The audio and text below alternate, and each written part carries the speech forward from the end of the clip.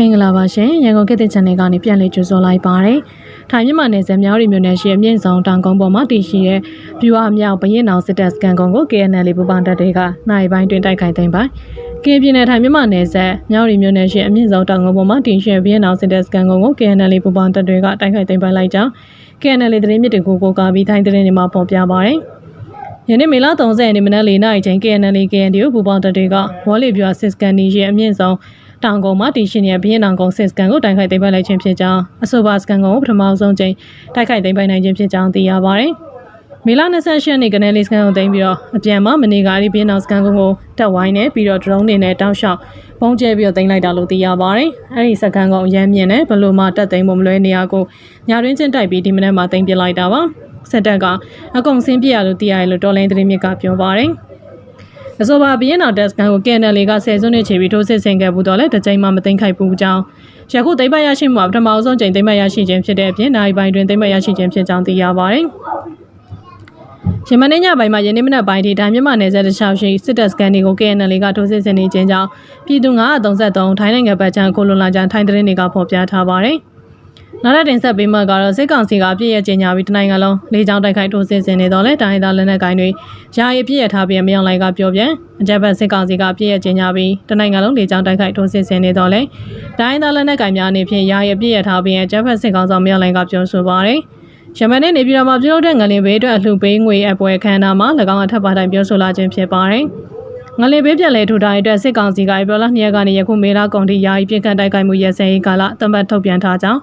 းထို့ကြောင့်နိုင်ငံတော်နဲ့ပြည်သူတို့ရဲ့အကျိုးစီးပွားကိုရှေ့ရှုပြီးတိုင်းဒေသလက်နက်ကိုင်ဖွဲ့စည်းတဲ့သက်ဆိုင်သူများအနေဖြင့်လည်းယာယီပြစ်ခတ်ရဲစဲထားခြင်းပေါ်လေးထက်စားစဉ်းစားပြီးလိုက်နာဆောင်ရွက်ပေးကြတဲ့တိုက်တွန်းလို့ကြောင်းမြောင်လိုင်းကပြောဆိုပါတယ်။တို့ရရင်ငလေဘေးအကြောင်းပြပြီးပြစ်ခတ်ရဲစဲသည်ဟုစစ်တပ်ကကြေညာထားတော့လဲလက်တွေ့မှာစစ်တပ်ကပြည်သူတွေကိုပြစ်မှတ်ထားပြီးလေကြောင်းတိုက်ခိုက်မှုတွေဆိုင်နေကြောင်းအာဆီယံနဲ့နိုင်ငံတကာအနေဖြင့်စစ်ကောင်စီရဲ့ဟန်ပြအတူရအောင်လူသားချင်းစာနာမှုပြစ်ခတ်ရဲစဲပေါ်ဆက်လက်ယုံကြည်မှုပေးမဖြစ်တဲ့ကြောင်းမြို့သားညွေဆိုရ NUG သမ္မတရုံပြောရေးဆိုခွင့်ရှိသူဦးကျော်စောကပြောပါတယ်။အာဆီယံပါဝင်အနီးချင်းနိုင်ငံများနဲ့နိုင်ငံတကာအတိုက်အဝန်ဟာစစ်ကောင်စီရဲ့အတူရဟန်ဆောင်လူသားစာနာမှုအပြစ်ခတ်ရဲစဲပေါ်မှာဆက်လက်ပြီးယုံကြည်မှုပေးဖို့မဖြစ်နိုင်တော့ပါဘူး။မေလ12ရက်နေ့ကနေစကိုင်းတိုင်းအိုးတိန်တွင်ရာစာတင်ကျောင်းကိုဂျက်ဖိုက်တာနဲ့ပုံကျဲတိုက်ခိုက်လို့ကျောင်းသားလူမမယ်တွေနဲ့ဆရာမပါဝင်24ဦးထက်မနည်းသေကျေခဲ့ကြပြီး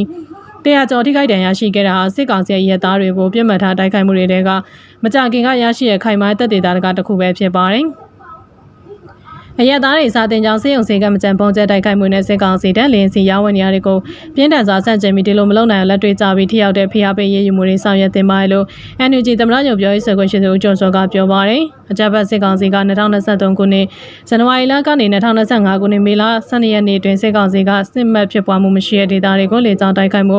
2900နီးပါးပြုလုပ်ခဲ့ကြောင်းစစ်တပ်လေကြောင်းတိုက်ခိုက်မှုကြောင့်သေဆုံးသူပေါင်း3000ကျော်ဒဏ်ရာရသူပေါင်း9000ကျော်ရှိခဲ့ကလေးတငယ်ရာချီသေဆုံးခဲ့ကြောင်းစာတင်ကျောင်းပေါင်း240ပျက်စီးခဲ့ပြီးစေယုံစေကန်နဲ့ဘာသာရေးစာအုပ်ပေါင်း900ကျော်ပျက်စီးခဲ့ကြောင်းသိရပါတယ်။မေလ29ရက်နေ့မြို့သားညွေဆိုရကကြေညာချက်တရထုတ်ပြန်ခဲ့ပြီးအဆိုပါကြေညာချက်မှာအာဆီယံဦးဆောင်မှုနဲ့နိုင်ငံတကာမှပါဝင်တဲ့စနစ်ကြတဲ့ပြစ်ခတ်တိုက်ခိုက်မှုစောင့်ကြည့်ထိန်းသိမ်းရန်ရများမရှိပါကအရသားပြည်သူတွေကိုထိရောက်စွာကာကွယ်နိုင်ပြီးမဟုတ်ကြောင်းတရားဝင်သိပေးထုတ်ပြန်ပါတယ်။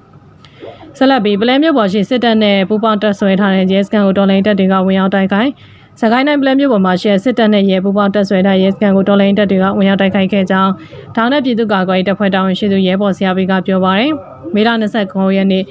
ညနေ3နာရီခွဲချိန်ပလဲမြို့ပေါ်မှာစစ်တပ်နဲ့ရဲတွေထိုင်ကြားတပ်ဆွဲထားတဲ့မြို့မရဲစခန်းကိုဒေါင်းနဲ့ပြည်သူ့ကာကွယ်ရေးအဖွဲ့က RPG နဲ့ဝင်ရောက်ပစ်ခတ်ခဲ့ကြောင်းစစ်ကောင်စီတပ်တွေကရဲစခန်းပြင်စုပေါင်းရုံးနဲ့ထွေအုပ်ရုံးမှာထိုင်ကြားတပ်ဆွဲထားကြောင်းသိရပါတယ်။ကျွန်တော်တို့ကပလဲမြို့ပေါ်ရဲစခန်းကို RPG နဲ့တော့ပစ်ခဲ့တယ်ကျွန်တော်ဖြစ်ပြီးသူတို့ဘက်ကထွေအုပ်ရုံးကရောစုပေါင်းရုံးကပြန်ဖြစ်တယ်အဲ့ဒီမှာနှစ်ဖက်ပြန်လဲပစ်ခတ်ကြပြီးတိုက်ပွဲ10မိနစ်လောက်ပြန်ဖြစ်လိုက်ပါသေးတယ်တိုက်ပွဲကတိတ်ပြီးမထိရောက်ခဲ့ဘူးသူတို့ဘက်ကလည်းထိခိုက်တာနည်းလိမ့်မယ်ကျွန်တော်တို့ဘက်ကတော့ထိခိုက်မရှိခဲ့ဘူးတိုက်ပွဲဖြစ်တဲ့အကွာအဝေးကလည်းတော်လေးဝဲလို့တောင်းတဲ့ပြည်သူ့ကာကွယ်ရေးတပ်ဖွဲ့တာဝန်ရှိသူဆရာပင်ကပြောပါတယ်ပလဲမြို့ပေါ်တိုက်ပွဲဖြစ်ပွားခဲ့ပြီးနောက်ပိုင်းစစ်ကောင်စီတပ်ကပလဲထွေရုံမှာအင်အား90ဝန်းကျင်ရဲစခန်းအတွင်းမှာအင်အား40ခန်းနဲ့တပ်ဆွဲပြီးမြို့အတွင်းမှာသာနေထိုင်ရကြကြောင်းသိရပါတယ်။ပလဲမြို့နယ်မှာစစ်ကောင်စီတပ်ကပလဲမြို့အင်မတိပြူစောတိယာဇီးပြူကုန်းပြူစောတိယာနဲ့ကန်တရွာတို့ကိုတပ်ဆွဲထားကြောင်းပလဲမြို့နယ်80ရာခိုင်နှုန်းကျော်ကိုပြည်သူ့ကာကွယ်ရေးတပ်တွေကစိုးမိုးထိန်းချုပ်ထားကြောင်းသိရှိရပါတယ်။နားဆင်အားပေးကြတဲ့အတွက်အထူးပင်ကျေးဇူးတင်ရှိပါတယ်ရှင်